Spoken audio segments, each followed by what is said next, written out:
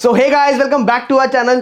Stock market में किस्मत होती है कभी अच्छी और कभी बुरी। जब अच्छी होती है तो छप्पड़ फाड़ के अच्छी होती है, एंड इसी छप्पड़ फाड़ के पैसे कमाने का मौका हमें दोबारा मार्केट दे रही है आईपीओस के थ्रू। हमने देखा था लास्ट 2 वीक्स में रादर जो आईपीओस आ रहे थे, 4-5 आईपीओस एक ही वीक में आ रहे थे, बट कोई भी आईपीओ में ग्रे मार्केट प्रीमियम या क्यूआईबी या एनआईआई की तरफ से, एचएनआई की तरफ से बहुत अच्छा रिस्पॉन्स नहीं हमें देखने को मिल रहा था, जिसकी वजह से हमें देखने को मिल रहा था कि बहुत सारे आईपीओस जो है वो हम रिजेक्ट कर सकते थे। एंड इस वीक में हमें क्या देखने को मिल रहा है कि 3-4 आईपीओस जो आ रहे हैं सारे ही ऐसे धमाकेदार, सारे ऐसे ग्रे मार्केट प्रीमियम में बढ़ते हुए आ रहे हैं कि हमारा सब में इंटरेस्ट जाग रहा है। उन्हीं में से एक आईपीओ का रिव्यू आज के लिए लेके आए जिसका नाम है मुक्का प्रोटीन्स लिमिटेड।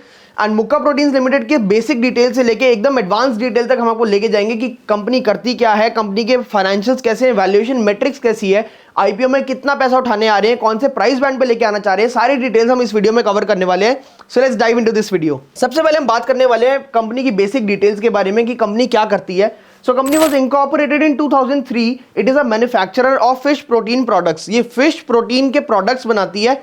2003 में कंपनी शुरू हुई थी। This company exports products in 10+ countries. 10 से ज़्यादा कंट्रीज में ये कंपनी अपने प्रोडक्ट को एक्सपोर्ट करती है, जैसे कि Bahrain, Bangladesh, Chile, Indonesia, Malaysia, Philippines, China, Saudi Arabia, ऐसी बहुत सारी और कंट्रीज भी हैं। ये उनमें से कुछ एक एग्जाम्पल हैं। थोड़ी और बात कर लेते हैं कंपनी करती क्या है basically. So company produces and supplies fish meal, fish oil, fish soluble paste.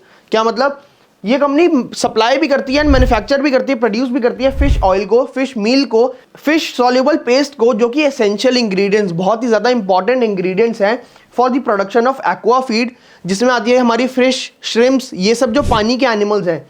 Poultry feed जैसे हेन्स एंड पेट फूड जैसे कैट एंड डॉग्स, इन सब के लिए बहुत इंपॉर्टेंट प्रोडक्ट्स बनाती है, जैसे fish meal, fish oil, fish soluble paste. 6 manufacturing facilities हैं इनकी आज के दिन, 4 इंडिया में एंड 2 ओमान में। अब चलते हैं थोड़े आईपीओ की डिटेल्स के बारे में कि कंपनी कौन सी डेट को आईपीओ लेके आना चाह रही है। सो इंपॉर्टेंट डेट्स होने वाली है, 29 फरवरी को ओपन होने वाला आईपीओ, 4 मार्च को क्लोज हो जाएगा। अलॉटमेंट हमें मिल जाएगी 5 मार्च को। अगर हमारे को अलॉटमेंट मिल जाती है तो 6 मार्च तक हमें क्रेडिट हो जाएंगे शेयर्स अपने डीमैट में, या अगर नहीं मिलेगी तो हमें रिफंड का स्टेटस पता लग जाएगा। 7 मार्च को हमारी लिस्टिंग हो जाएगी टेंटेटिवली। अगर हम लॉट साइज के बारे में बात करें तो रिटेल कैटेगरी में एक लॉट 535 शेयर्स का, बहुत सारे शेयर्स हैं इसलिए इसका प्राइस बैंड कम है, जो कि रिटेलर्स के लिए एक बहुत बढ़िया बात होने वाली है। उससे पहले हम बात करते हैं लॉट साइज की। तो रिटेलर्स के लिए एक लॉट 535 शेयर्स का होने वाला है, जिसमें 14,980 रुपये आपको देने पड़ेंगे। अगर आप एचएनआई स्मॉल कैटेगरी में अप्लाई करना चाहते हैं तो 14 लॉट्स का एक बास्केट होने वाला है, जिसमें 7,490 शेयर्स मिलेंगे, एंड इसके लिए आपको 2,09,720 रुपीज़ देने पड़ेंगे। एचएनआई बिग कैटेगरी की बात करें तो 67 लॉट्स का एक बास्केट होने वाला है, जिसमें 35,845 शेयर्स आपको मिलेंगे, एंड इसके लिए आपको 10,03,660 रुपीज़ देने पड़ेंगे। अब हम बात कर लेते हैं कंपनी का size and price of the issue के बारे में। जो आईपीओ ये आ रहा है, इसका साइज होने वाला 224 करोड़, बहुत ही छोटा साइज का आईपीओ है, जिसकी वजह से इसमें ट्रैक्शन बहुत ज़्यादा है, बहुत ज़्यादा लोग इसमें इंटरेस्टेड है, and all of it is a fresh issue which is a very positive thing from the companies perspective, कि भाई कंपनी जो है सारा का सारा जो पैसे उठा रही है ये कंपनी की डेवलपमेंट में जाएगी, एंड कंपनी उसको कैसे यूज करने वाली है, इसके ऑब्जेक्टिव्स क्या है। तो कंपनी अपने डेट जो है आज के दिन बहुत ज्यादा है उसको रीपे करने वाली है, एंड जनरल कॉर्पोरेट पर्पस में इसको यूज करने वाली है। इसका मतलब पुराने जो प्रमोटर्स हैं उनके पास कोई पैसा नहीं जा रहा आज के दिन, तो ये एक पॉजिटिव पॉइंट बना हुआ है। अगर हम प्राइस बैंड के बारे में बात करें तो 26 रुपीज से 28 रुपीज का प्राइस बैंड है, जो अगेन एक बहुत पॉजिटिव बात हो जाती है। रिटेलर्स जो हैं जनरली लो प्राइस बैंड कंपनी के शेयर्स में ज़्यादा इंटरेस्टेड रहते हैं, ऑल्दो फंडामेंटली इससे कोई फर्क नहीं पड़ता कि प्राइस बैंड क्या चल रहा है, बट क्योंकि ऐसा होता आ रहा है, पास्ट ट्रेंड्स भी हमें ये कहते हैं कि छोटे आईपीओ वाले जो प्राइस हैं वो ज़्यादा जल्दी से भागते हैं, तो हमें ये बात को नोट करना पड़ेगा। अब मेरा काम है कि आपको मैं क्लियर पर्सपेक्टिव दूं, एकदम सच बात, मैंने आपको पॉजिटिव्स भी बता दिए, बट अब मेरा पॉइंट आपको बताने का है कि इसमें नेगेटिव्स क्या क्या है। तो ये कंपनी जो है, ये कंपनी नॉनवेज प्रोडक्ट्स को प्रमोट करती है, मतलब नॉन वेजिटेरियन चीजें बनाती है, जीव हत्या जिसको हम कहते हैं, जिसके कई लोग खिलाफ होते हैं, एंड इसी की वजह से इनमें ईएसजी इश्यूज आ सकते हैं, मतलब environmental, social and governance issues आ सकते हैं, एंड कई लोग इस वजह से इसको अवॉइड भी कर रहे हैं। तो ये एक नेगेटिव फैक्टर बना हुआ है। ऑल्सो कंपनी के प्रमोटर्स पे लिटिगेशन इश्यूज चल रहे हैं, मतलब कोर्ट इश्यूज, कोर्ट केसेस चल रहे हैं, जो कि आज के दिन एक प्रॉब्लमेटिक सिचुएशन में बना हुआ है। तो ये कुछ नेगेटिव्स हैं, ये कुछ पॉजिटिव्स थे। अब हम थोड़ी सी और डिटेल में बात कर लेते हैं कोटा के बारे में कि QIB का होने वाला 50% कोटा, रिटेल का होने वाला 35% कोटा इस पूरे IPO में, एंड HNI का होने वाला 15% कोटा। इससे हमें ये समझ आ रहा है कि जो रिटेल कोटा है वो HNI से ज़्यादा है, तो हमें चांसेस ऑफ अलॉटमेंट रिटेल में ज़्यादा रहेंगे एज कम्पेयर टू HNI। अब हम बात कर लेते हैं फाइनेंशियल्स के बारे में, कंपनी कैसा परफॉर्म कर रही थी पास्ट ट्रेंड्स में, आगे कैसा परफॉर्म कर सकती है। अगर हम रेवेन्यू की बात करें तो 2021 में 609 करोड़ के आसपास का इनका रेवेन्यू था, 776 करोड़ का रेवेन्यू इनका हो गया 2022 में, एंड 2023 में 1183 करोड़ का इनका रेवेन्यू ऑलरेडी हो चुका है, जो कि ग्रोथ हमें दिखती है 52%। अब गाइस बिलीव मी 10-15% से ऊपर रेवेन्यू ग्रोथ बहुत अच्छी होती है, एंड ये कंसिस्टेंटली ग्रो कर पा रहे हैं with last year growth of 52%, which is very very excellent. अगर हम एसेट्स की बात करें तो 2021 में 353 करोड़ के इनके पास एसेट्स थे, 2022 में बढ़ते बढ़ते हो गए 392 करोड़, एंड 2023 में बहुत ही बढ़िया तरीके से ग्रोथ के साथ हमें देखा 46% ग्रोथ के साथ 575 करोड़ के हो चुके हैं। मतलब एसेट्स भी बहुत बढ़िया तरीके से ग्रो कर पा रहे हैं ये, एंड जिसकी वजह से कंपनी आज स्टेबल बनी हुई है। सो कंपनी में स्टेबिलिटी हमें दिख रही है कि ऐसा नहीं है कि कंपनी कभी बढ़िया कर रही है कभी नहीं कर रही, लॉन्ग टर्म में अच्छे तरीके से बढ़िया तरीके से ग्रोथ करती जा रही है। अगर हम प्रॉफिट देखें तो 11 करोड़ का था 2021 में, 25.82 करोड़ का हो गया 2022 में, मतलब मोर देन डबल इन्होंने अपना प्रॉफिट कर दिया है। एंड 2023 में 47 करोड़ 0.53, मतलब 47 करोड़ से भी ज़्यादा इनका प्रॉफिट हो चुका है। अगर हम पिछले 2 साल की ग्रोथ देखें तो मोर देन 4 टाइम्स, 4 गुना से ज़्यादा अपना प्रॉफिट ये कर चुके हैं।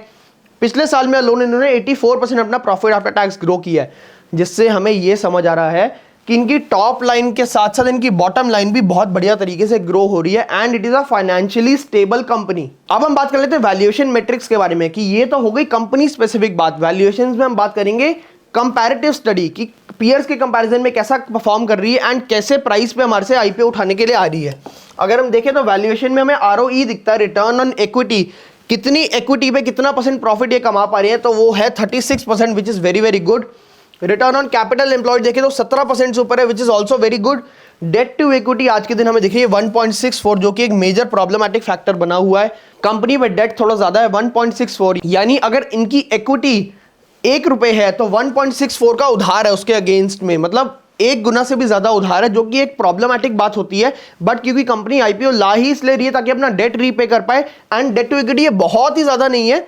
यस, आई अग्री कि ये ज्यादा है, बट क्योंकि आज के दिन वैल्यूएशंस में कंपनी ने थोड़ा सा स्कोप छोड़ा है, इसलिए डेट टू इक्विटी हम थोड़ा सा इग्नोर कर सकते हैं, बट आपको थोड़ा कॉशियस रहना पड़ेगा इसके बारे में। अगर हम प्राइस टू अर्निंग्स के देखें तो 12.73 ये प्राइस टू अर्निंग्स मांग रही है। अब इसका मतलब क्या है, पीयर्स कंपैरिजन अगर हम बात करें तो अवंती फीड्स इनका पहला पीयर कंपैरिजन है, जिसका पी चल रहा है 25 के आसपास।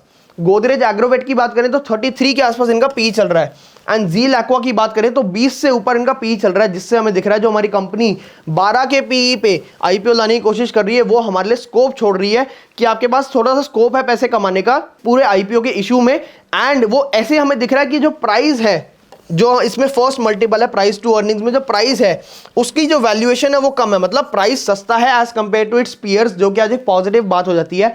एंड हमारे को इसमें जो डिफरेंस दिख रहा है, that is the premium that we can earn, and यही प्रीमियम को दिखाने के लिए हम आपको लेके आए हैं आपके और हमारे सबसे फेवरेट टॉपिक, जो कि है grey market premium. Grey market premium आज कमांड कर रहा है 60% प्रीमियम, मतलब 28 रुपए के प्राइस बैंड पे 17 रुपए प्रीमियम चल रहा है, एंड 45 रुपए पे आज के दिन अगर हम देखें तो ये IPO की ओपनिंग होने के चांसेस हैं। अब ऑब्वियसली ग्रे मार्केट प्रीमियम जो है ये समय के साथ मार्केट कंडीशन के साथ बदलता रहता है, बट आज के दिन 60% पे स्टेबल चल रहा है। अगर आपको अलॉटमेंट मिल जाती है, which is by the way very difficult इतने छोटे से IPO साइज में, एंड इसके लिए आपको अगर चांसेस बढ़ाने हैं तो अपने फैमिली मेंबर के डीमैट अकाउंट से आप अप्लाई कर सकते हैं अपने डीमैट अकाउंट के साथ साथ, एंड उसके ओपनिंग लिंक्स डिस्क्रिप्शन में। अगर अभी तक फैमिली मेंबर्स के आपके डीमैट अकाउंट नहीं है तो you can open that account through our opening links in the description, जहां से आपको फ्री डीमैट अकाउंट खोलने का मौका मिलेगा। अगर आपको अलॉटमेंट मिल जाती है तो पर लॉट आपको 9,000 रुपए से भी ज्यादा का प्रॉफिट हो सकता है। This is just for an education purpose, जो हमने आपको अभी तक बताया है ये कोई भी तरीके से एडवाइस नहीं है, हमने आपको सारे पॉजिटिव्स एंड नेगेटिव्स लाके स्टडी दे दी है, एंड ये किसी भी तरीके से आपको परसुएट करने की कोशिश नहीं करी जा रही, ये सिर्फ स्टडी है। अब इसमें मेरा स्टांस क्या बन रहा है, मैं इस IPO में अप्लाई करने वाला हूं रिटेल कैटेगरी के थ्रू, क्योंकि 35% उसमें हमें कोटा देखने को मिल रहा है, which is better than HNI, जिसमें हमें मिलने के चांसेस आज के दिन कम हो जाते हैं एज कंपेयर टू रिटेल। इस कंपनी में litigation issues and non vegetarian products को लेके आज के दिन विवाद एंड इश्यूज चल रहे हैं। क्या ये सब प्रॉब्लम्स के बाद आप इसमें अप्लाई करने वाले हैं या नहीं करने वाले? Do let us know in the comments down below. Till that time, like this video, subscribe our channel and press the bell icon so you don't miss any updates on this channel. Thank you.